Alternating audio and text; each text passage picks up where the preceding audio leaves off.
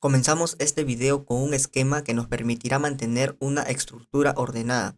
Empezaremos explorando la historia del JFET y concluiremos con una simulación que nos ayudará a comprender mejor su funcionamiento. Este contenido está diseñado para aquellos apasionados por la electrónica, ingenieros, técnicos reparadores o cualquier persona interesada en adquirir conocimientos fundamentales sobre el JFET para aplicarlos en su área de expertise. Antes de dar inicio al video, es fundamental contar con una base sólida de conocimientos en temas previos a este componente electrónico. Entre estos conceptos esenciales se incluyen los fundamentos de electrónica, la teoría de circuitos, la comprensión de los semiconductores, el funcionamiento de los transistores bipolares, entre otros. Sin más preámbulos, damos comienzo al contenido. Comenzamos con la historia del JFET solo para tenerlo como cultura general y conocer cómo surgió este tipo de transistor a lo largo de los años. Daré una historia corta en un contexto general de cómo se inició o bueno, cómo surgió la invención del JFET. No pretendo abarcar tanto en este tema ya que el objetivo principal de este video es poder entender el funcionamiento del JFET para poder así llevarlo directamente a la práctica. Bueno, empecemos. Todo comenzó en una renombrada institución de investigación y desarrollo en el campo de las ciencias de la computación, las telecomunicaciones y la tecnología. El lugar en donde se desarrolló bastante el estudio del JFET fue en el Bell Labs, también conocido como Bell Laboratorios. El equipo constituido por John Barring, Walter Hauser y William Shockley tenían como meta planteada desarrollar un dispositivo amplificador hecho con semiconductores, con el objetivo de superar a las inútiles válvulas de vacío que si bien entonces eran dispositivos que podían amplificar, tenían la negativa de que eran muy frágiles y consumían mucha potencia. John y Walter, en ausencia de William, trabajaron en la búsqueda de soluciones al problema sin contar con Shockley, ya que, aunque este era el líder del grupo, pasaba la mayor parte del tiempo en su casa desarrollando sus propias ideas. Ellos dos, el 16 de diciembre de 1947, lograron por fin hacer funcionar un amplificador empleando un transistor fabricado con germanio. En los primeros días de enero presentaron una patente para la fabricación del primer transistor de puntas de contacto en la historia en la que no figuraba a Shockley como autor. Al enterarse Shockley del éxito logrado por sus compañeros en su ausencia, se puso furioso ya que le molestaba no haber estado involucrado en el descubrimiento. Pero al analizar el dispositivo ideado por estos, Shockley intuyó que sería muy difícil de fabricar en grandes cantidades con suficiente fiabilidad, dado que era físicamente endeble. O sea, esto significa que el dispositivo que crearon sus compañeros era muy débil.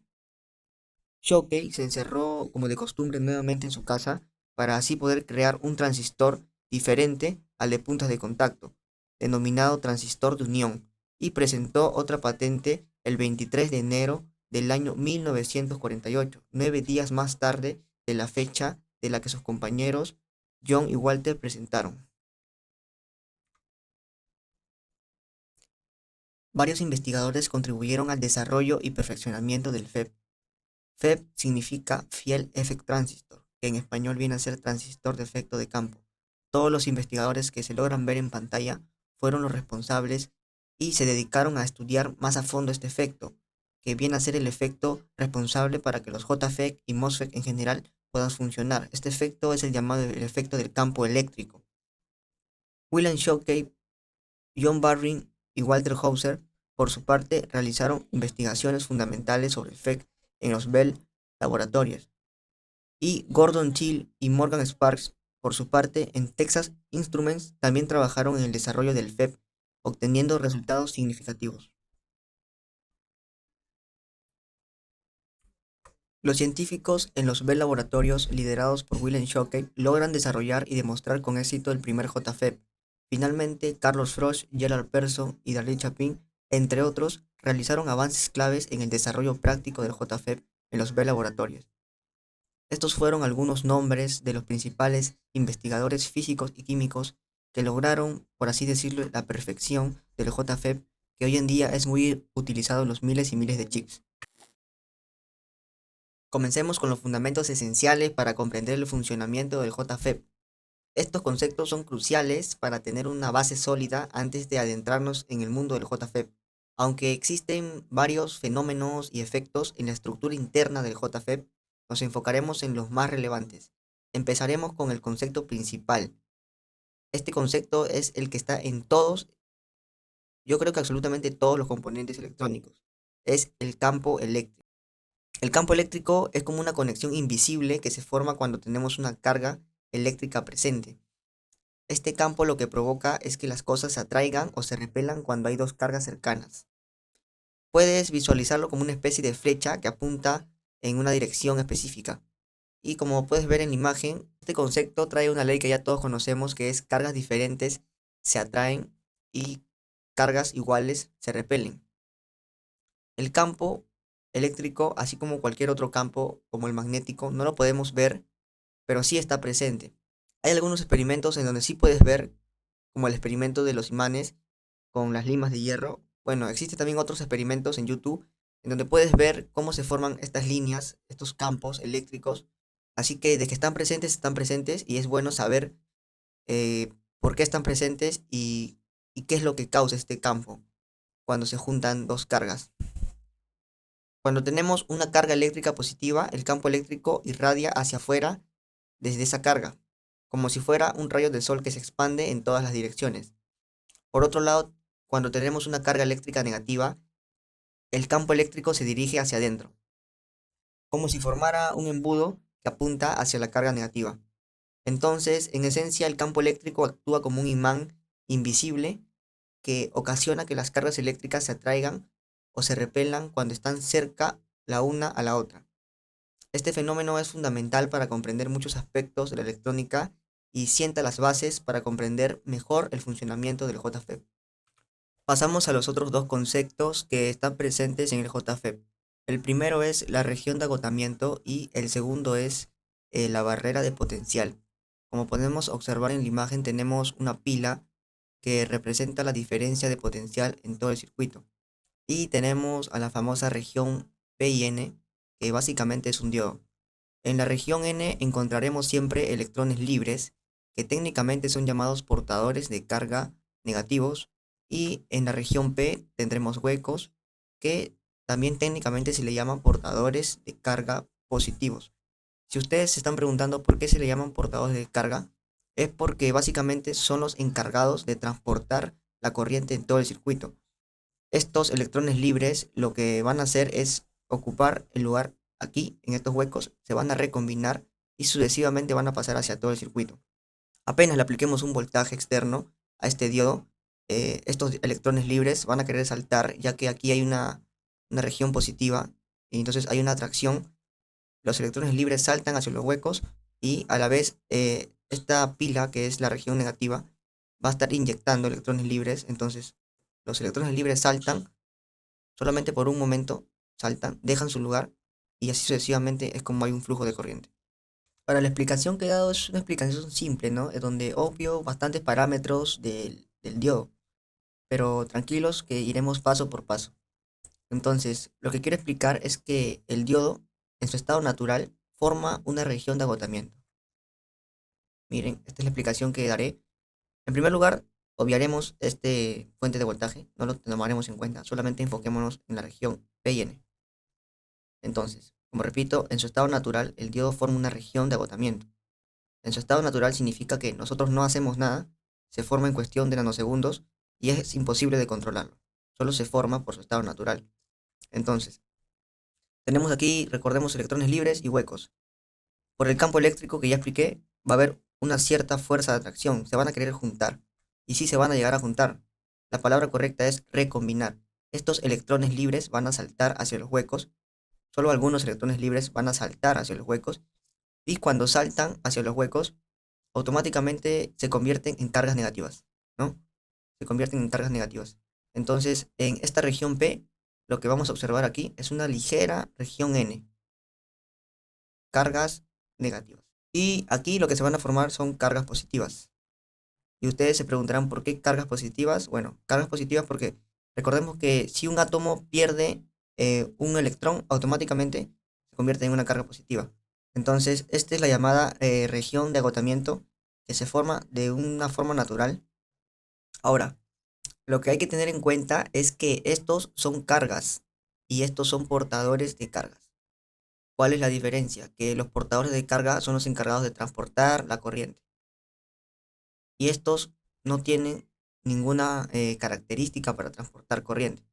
No va a haber un flujo de corriente. Más bien esto es como si fuera una muralla, como si fuera una barrera en donde estos no van a poder pasar hacia allá. Recordemos que lo que al final, lo que se mueven son los electrones libres hacia los huecos y así sucesivamente, ¿no? Entonces, la función que cumple esta región de agotamiento en sí es que ya no sigan recombinándose estos electrones libres hacia los huecos. Esa es una función que cumple la región de agotamiento en su forma natural, ¿no? Es que ya no sigan pasando los electrones libres hacia los huecos. Ahora, lo que quiero explicar es por qué se le llama región de agotamiento. Si ponemos a analizar la palabra, región viene de un espacio que está ocupando, y este es el espacio, y de agotamiento, ¿por qué de agotamiento? Porque aquí en este espacio es donde se agotan los portadores de carga. Es donde se comporta como una barrera y ya no va a existir, gracias a esta barrera, no se va a poder seguir recombinando los electrones libres con los huecos y hay un agotamiento de portadores de carga. Para finalizar, recordemos que una región de agotamiento no es más que una formación de una región N, de una pequeña región N en la región P y una formación de una ligera región P en la región N. Entonces, una vez ya entendido lo que es la región de agotamiento, pasamos al concepto de la barrera de potencial. Y la barrera de potencial se forma en consecuencia de la región de agotamiento. Esto significa que primero se forma la región de agotamiento y luego se forma la barrera de potencial.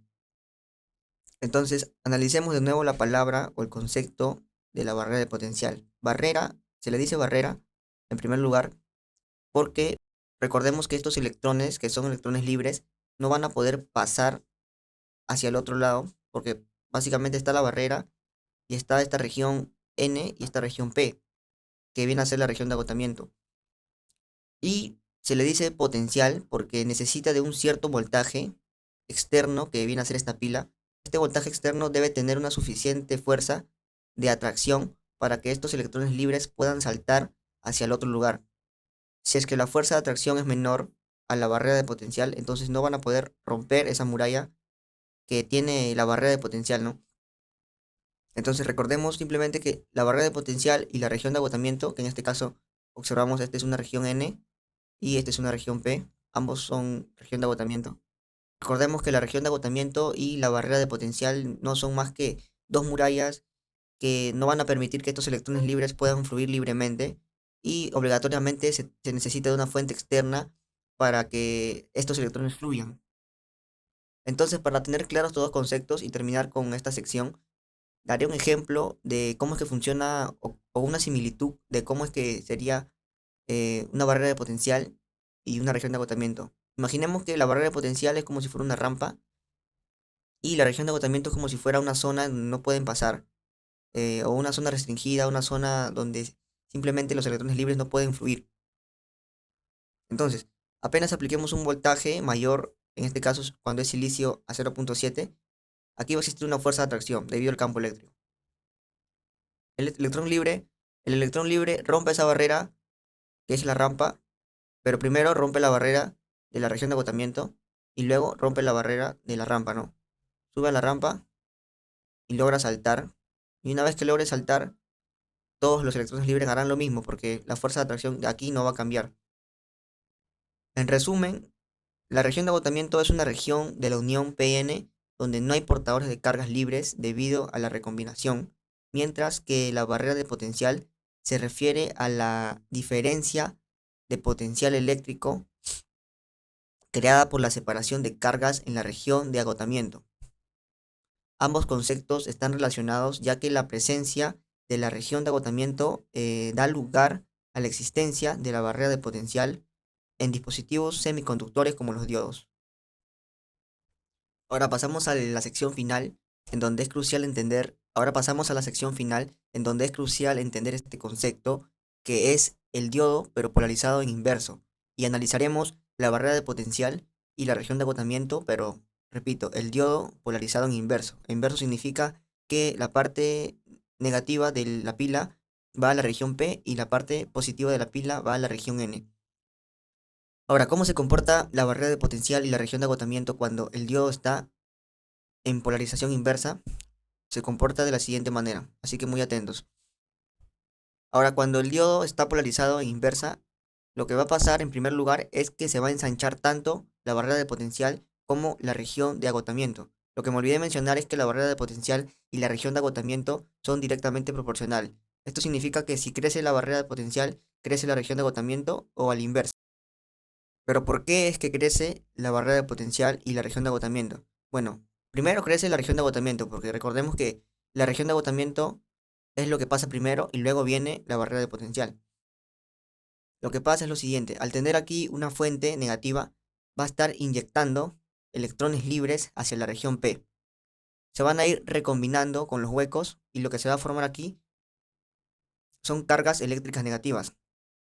Así como cuando en el principio, no sé si nos acordamos que en el principio se recombinaban estos electrones libres con estas cargas y aquí se formaba una carga eléctrica negativa. Igual va a pasar aquí, ¿no? Esta batería de polo negativo va a estar inyectando electrones libres, se van a ir recombinando con los huecos y automáticamente se forma una región N aquí, una región N que se va agrandando mientras el voltaje aquí también se va agrandando.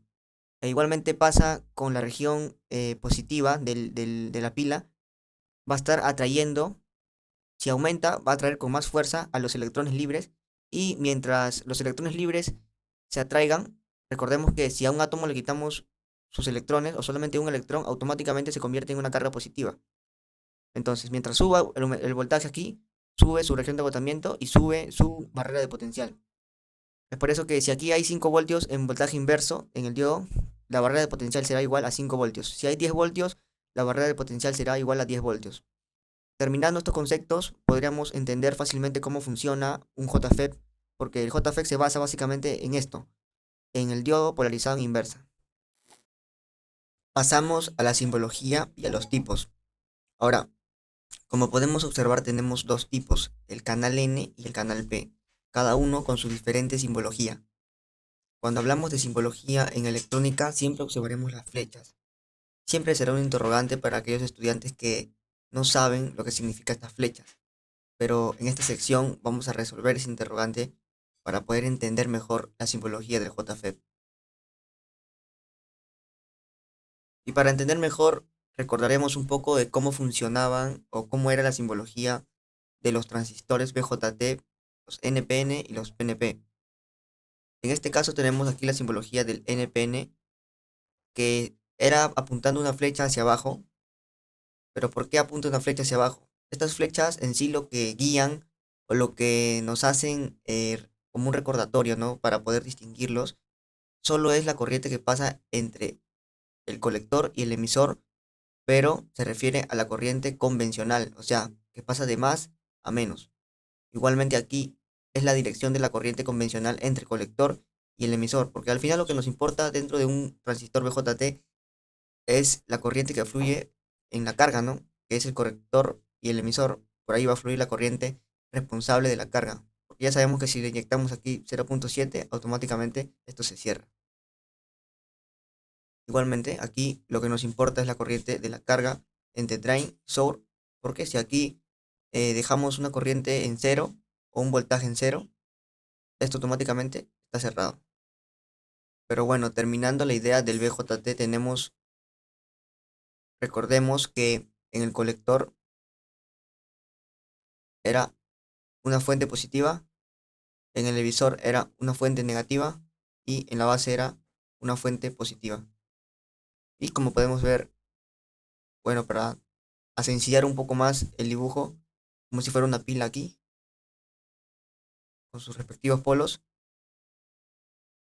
recorre aquí el colector, recorre aquí el emisor, apenas le inyecte un voltaje entre la base y un voltaje en el emisor, esto automáticamente se comportaría como si fuera un cable. Ahora, las flechas dentro de la simbología en electrónica siempre representarán la corriente convencional. Eso tengámoslo claro. Las flechas siempre van a representar la corriente convencional. Como podemos ver, la corriente convencional iría de esta manera, hacia esta dirección. Es por eso que la flecha también va hacia esa dirección. Ahora, en el caso de los transistor NPN pasa casi similar. Aquí sería una fuente positiva y aquí sería una fuente negativa. Y aquí igualmente una fuente negativa. Para simplificar el dibujo, una pila para que podamos entender.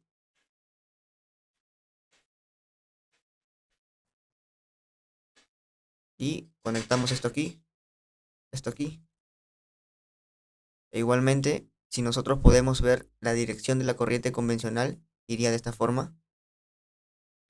Y como podemos ver en la simbología de un BJT, PNP va de esta forma.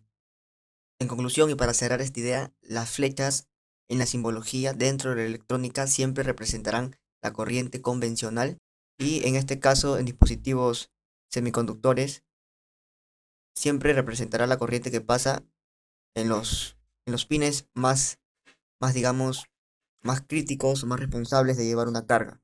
En este caso los pines siempre van a ser el colector y el emisor. En el caso del JFET, el drain y el source. Finalmente, podemos observar aquí cómo se polariza el JFET de canal N y el JFET de canal P. Y recalcando la idea que dije al principio, esta flecha lo que se encarga es de poder apuntar la dirección de la carga convencional dentro de estos pines, que son los pines más importantes, el drain y el source. Como podemos ver, lo que el fabricante recomienda es que podamos poner esta fuente en esta dirección, el drain en el positivo, el source en el negativo. Y si observamos la corriente convencional, la corriente iría de esta forma, ¿verdad? Así. ¿Qué es lo que esta flecha quiere demostrar? Que la corriente va hacia abajo. Voltaje positivo hacia el negativo. Flecha que quiere ir hacia acá, hacia esta dirección. Igualmente en el JFET del canal P podemos observar lo mismo. El fabricante recomienda poner el source en positivo y el drain en negativo. La corriente iría de esta forma, saldría, ¿verdad? Saldría. Es lo que demuestra esta flecha. La corriente sale. Voltaje positivo quiere ir hacia el negativo. Es una corriente que está saliendo. Y aquí es una corriente que está entrando. Aquí la corriente entra, la flecha entra. Aquí la corriente sale del source y sale del source también. Entonces, en conclusión, la flecha en sí no nos dice qué tipo de región es, ¿no? ¿Qué tipo de canal es, perdón? No nos dice que es un canal P o un canal N. Igualmente en los transistores, la flecha en sí no nos va a decir que es un NPN o es un PNP. Pero lo que la flecha nos ayuda es a conectar correctamente el transistor. Porque ya, si imaginemos que no tenemos esto y nos guiaríamos por la flecha, solamente nos vamos a guiar por la flecha, podemos ver que la flecha va hacia abajo. Y si va hacia abajo, significa que arriba tendríamos una fuente positiva y abajo una negativa. ¿Por qué? Porque es la corriente convencional, como mencioné al principio, iría así, en esta dirección. Ya solamente con la flecha nos estamos guiando cómo debemos conectar este transistor. Solamente repito con la flecha. Bueno, y si aquí es negativo, ya sabemos que en la base sería positivo, ¿verdad? Igualmente, nos guiamos aquí, solamente con la flecha, la conexión de este transistor, solamente nos guiamos con la flecha. Nos dice que va hacia arriba, ¿sí o no? Entonces, si va hacia arriba, aquí tendríamos una fuente positiva y una fuente negativa. ¿Por qué? Porque la corriente iría, corriente convencional, ojo, iría así, iría para arriba. Y bueno, si aquí tenemos también una fuente positiva, aquí en la base, una fuente negativa, pues. Ahora, aplicamos ese mismo concepto al JFET y tendríamos que si la corriente va a entrar al source, entonces aquí iría una fuente positiva, como se ve en la imagen, y aquí iría una fuente negativa. ¿Por qué? Porque está entrando así, está yendo hacia aquí. Igualmente aquí la flecha nos va a guiar, nos va a decir cómo debemos conectar los dos pines más importantes que son el drain y el source. Como la flecha está saliendo,